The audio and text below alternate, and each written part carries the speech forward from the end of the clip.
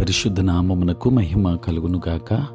క్రీస్తునందు ప్రియ దేవుని బిడ్డలారా, ప్రభు అయిన యేసు క్రీస్తు పరిశుద్ధ నామములో మీ అందరికీ ఉదయకాల శుభములు తెలియచేయచ్చు ఉన్నాను. ఈ దినమంతయు మీకు మీ కుటుంబానికి దీవెనకరముగాను ఆశీర్వాదకరముగాను దేవుడు అనుగ్రహించాలని మీ కొరకై ప్రార్థిస్తూ ఉన్నాను. నేటి దినము కొరకు ఏర్పాటు చేయబడిన దేవుని వాక్యము సామెతల గ్రంథం 14వ అధ్యాయం 1వ వచనం.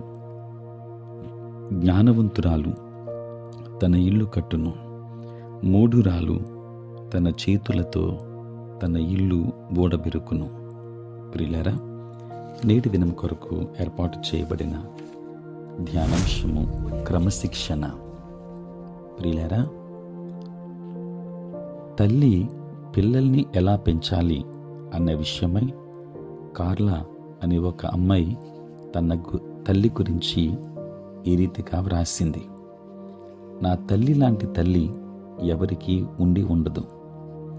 అందరూ పిల్లలు ప్రొద్దున్నే బన్, బటర్లు, కోడిగ్రుడ్లు, ఆమ్లెట్స్ తింటూ ఉంటే మాకు మాత్రం ఆరోగ్యం పేరిట నానబెట్టిన అటుకులు, పచ్చి కూరగాయ ముక్కలు పెట్టేది. డ్రింక్స్ త్రాగనిచ్చేది కాదు. మేము ఏ టైంలో ఎక్కడ ఉన్నామో ఎప్పటికప్పుడు తెలుసుకునేది.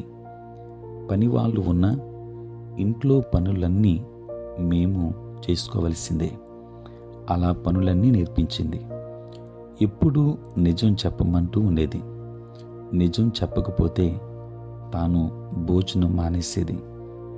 మా నోట్సులు ప్రతిరోజు పరీక్షించేది. చివరికి సెల్ ఫోన్స్, ఇన్కమింగ్ కాల్స్ ఎక్కడి నుండి వస్తున్నాయో పరీక్షించేది. మా తల్లి వల్ల మేము చాలా కోల్పోయాం. అదేమంటే సిగరెట్ త్రాగడం, దొంగతనంగా బాయ్ ఫ్రెండ్స్తో కలిసి డ్రింక్స్ చేసే అనుభవాన్ని పొందలేదు.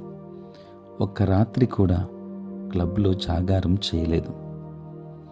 ఎల్లప్పుడూ కూడా దేవుని మీద భక్తి, విశ్వాసము, మోకాళ్ళ జీవితం, మంచి చదువు, నిజాయితీతో కూడిన జీవితం, ఇవే మాకు అలవడ్డాయి. మా పిల్లల్ని కూడా మేము మా అమ్మలాగే పెంచాలి అని అనుకున్నాం. మేము మా పిల్లల్ని మా అమ్మలాగే పెంచినట్లయితే మా జీవితంలో మా పిల్లల భవిష్యత్తు బాగుంటుంది. కనుక మా అమ్మ పెంచినట్లే పెంచాలని మా ప్రయత్నం. ప్రస్తుతం ప్రపంచానికి అదే లోటు. ప్రియులారా, ఈ ఉత్తరం రాసిన క్లారా ప్రస్తుతం ఫిలిప్పైన్ పార్లమెంటులో మెంబర్.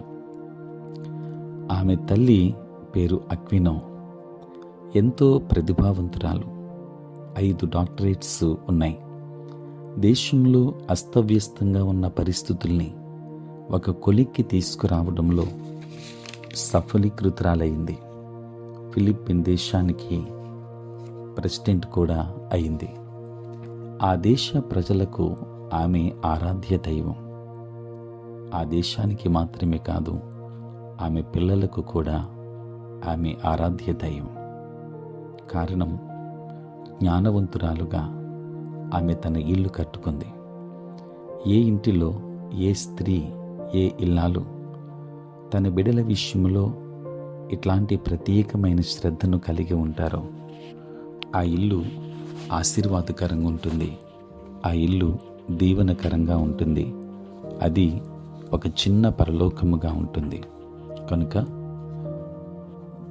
జ్ఞానవంతురాలు తన ఇల్లు కట్టును, మూఢురాలు తన చేతులతో తన ఇల్లు ఓడబెరుకును. పిల్లలను దైవభక్తిలో, ప్రార్థనా జీవితంలో, క్రమశిక్షణలో పెంచే తల్లిదండ్రులుగా ఉన్నప్పుడు ఆ కుటుంబం ఆశీర్వాదకరముగా ఉంటుంది. బిడ్డల యొక్క భవిష్యత్తు ఉజ్వలముగా ఉంటుంది. దేవుడు మిమ్మును, మీ కుటుంబాన్ని దీవించునుగాక.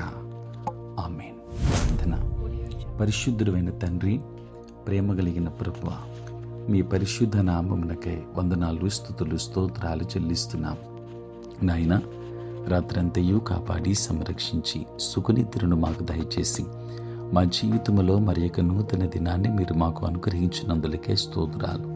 ఈ దినమంతా కూడా మీ సన్నిధి మాతో ఉంచండి. మీ ప్రసన్నత మాకు అనుగ్రహించండి. మా ప్రతి బలహీనత నుండి విడుదలనివ్వండి నాయన తండ్రి. నేటి మా పనులలో, ప్రయాణములలో, పరిచర్యలో తండ్రి మీరే తోడై ఉండండి తండ్రి. ఉద్యోగస్తులను, వ్యాపారస్తులను, కష్టపడి పని చేసుకుంటున్న బిడ్డలందరినీ దీవించండి.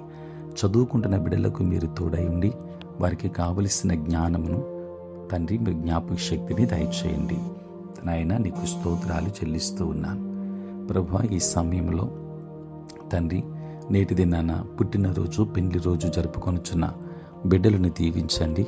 నూతన ఆశీర్వాదాలు మెండుగా వారికి అనుగ్రహించండి తండ్రి. సార్వత్రిక క్రైస్తవ సంఘాన్ని దీవించండి నాయన. నీ సేవా పరిచర్య చేయించిన ప్రతి సేవకుని కూడా మీరు దీవించి ఆశీర్వదించుమని ప్రార్థిస్తూ ఉన్నాను తండ్రి. ప్రతి ఒక్కరికి కావలసిన సంపూర్ణ రక్షణ, మారు మనసు అనుగ్రహించండి. మీరే తోడై ఉండమని ఈ ప్రాతకాలపు ధ్యానములలో ఏకీభవించుచున్న ప్రతి కుటుంబాన్ని, ప్రతి బిడ్డను ఆశీర్వదించుమని యేసు నామములో ప్రార్థించి వేడుకొనుచున్నాము తండ్రి. ఆమేన్. తండ్రి, కుమార, పరిశుద్ధాత్మ త్రియేక దేవుని దీవెన సదా మీకును మీ కుటుంబానికి తోడై ఉండును గాక. ఆమేన్.